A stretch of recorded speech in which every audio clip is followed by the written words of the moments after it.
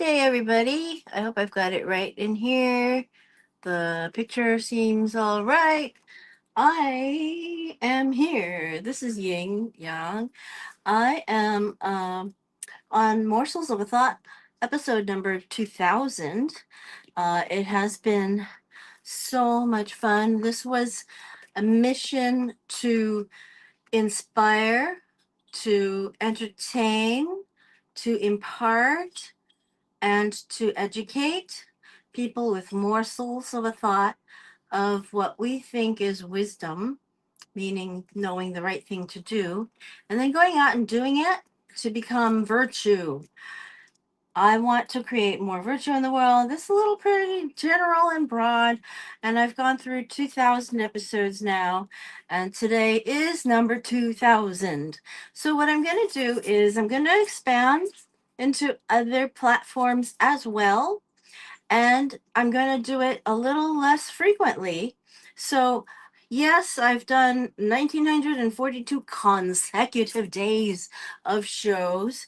I have now done 2,000 shows plus 283, so 2,283 shows. Uh, and so, these are the ones that are numbered, and I've done more than that. So, probably about 2,300 shows so far. Uh, but today I wanted to come on just to say that I want to thank everybody who's been coming. I want to say I'm sorry for sometimes seeming not awake when I come on. And I want also for you to help me decide what to do because I want to do what people want. What do people want? And sometimes people don't even know what they want, and they'll say, "Yeah, you could have done it shorter," or "Yeah, you could have done it a lot longer," or "Yeah, you could have done it ahead of time, like way ahead of time, and told us about the entire book before you read it." Sometimes yes, sometimes no. I'm sorry I didn't do everything everybody wanted, if that was the case. And I want to thank especially people like John Clark, who watched well over 1,865 episodes, consecutive days, every single day. And he's still around somewhere. I hope he's okay. Um, I know this man, John Clark. He lives in Jasper, Indiana. And good day, Amul Raj. Um, that sounds like a. It sounds like a South Asian name. Am I right? I'm just curious. I don't know who's watching me all now because it seems like Facebook and YouTube. Hi, hi, hi. Facebook and YouTube have different algorithms, and then I'm streaming through StreamYard, and then I do that other show on Instagram. I'm from San Francisco. Where are you from?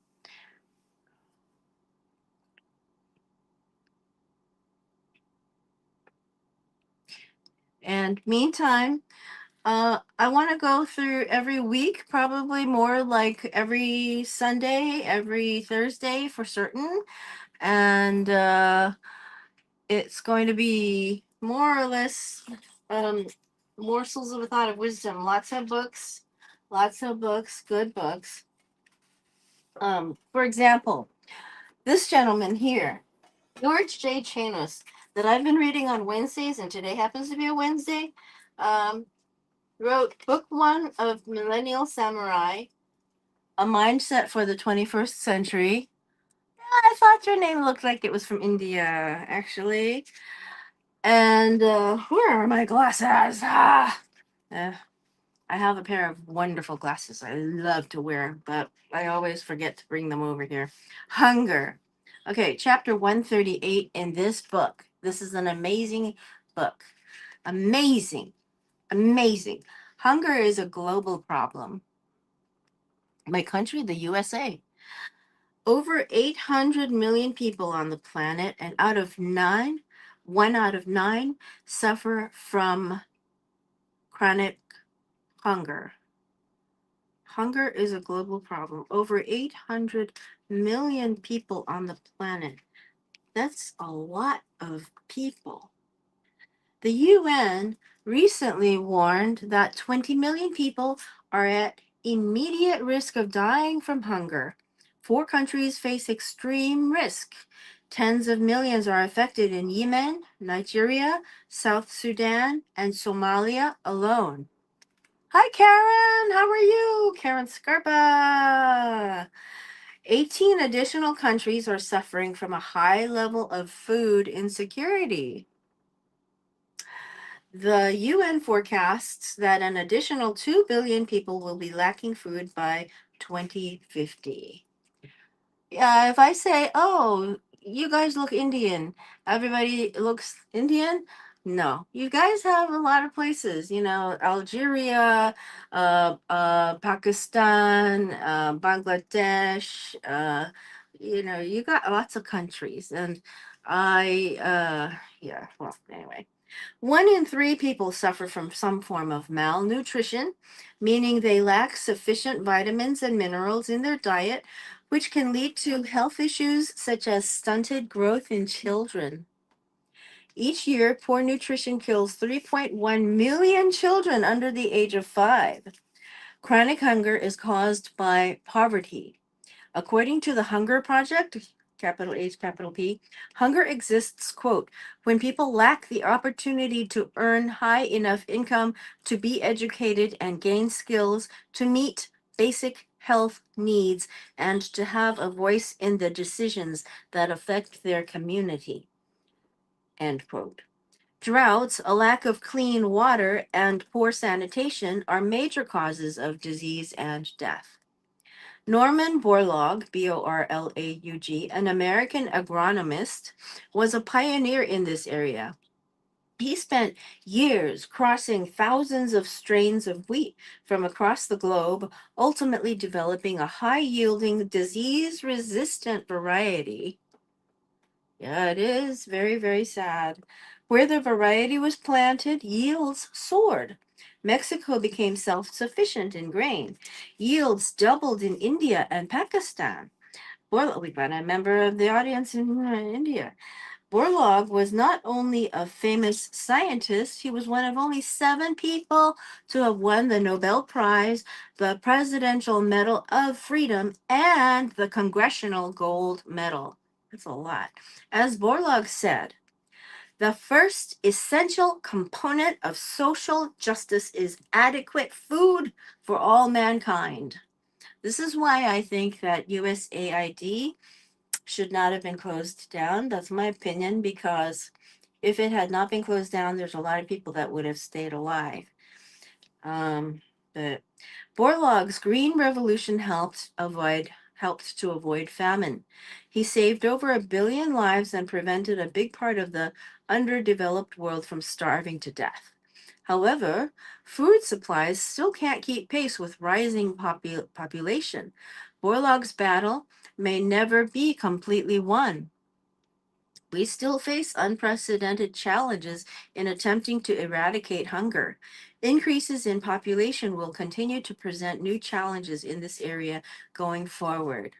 Access to clean water, fertilization, and education remain critical challenges, but the major causes of famine are dysfunctional governments and natural disasters. We've got one right now. It's very dysfunctional because the people and the government are not congruent.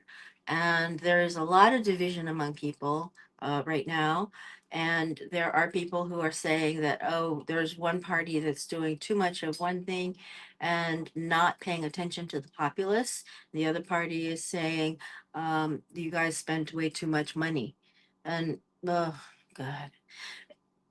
Investing in that now, this gentleman says right here, investing in agriculture, markets, roads, communications, public works programs, emergency food aid, and buffer stock management is required to ensure that systems are in place to help vulnerable people. This needs to be done before famine catalysts, such as civil conflict, bad harvests, transportation disruption, or droughts occur. Like we've got transportation disruption right now with the battle of the Hormuz Strait. where Iran and the United States are fighting over control of who lets ships through, and there's a lot of that going on. To feed the world's 9 billion people in 35 years, we're going to have to double the amount of food available. Existing technology makes that possible, but not without some increased thought and effort. Millennial samurai, which are the generation right now, will need to contribute to that increased thought and effort. Now, people who are in their 20s and 30s right now and 40s have the biggest influence on what can happen in the world. And the people that are in their 60s and 70s that are screwing up things are really screwing up things. And then there are people who don't understand what's going on. I think it's important to watch what's going on all around you, your whole environment, not just one part of your environment, and to see from various places who's speaking what. I think that makes a huge difference. And that's my say for today. I'm just going to go and have some watermelon now. I hope you guys have a great day. Thank you for coming. I'll see you later. Okay? Old Kinderhook.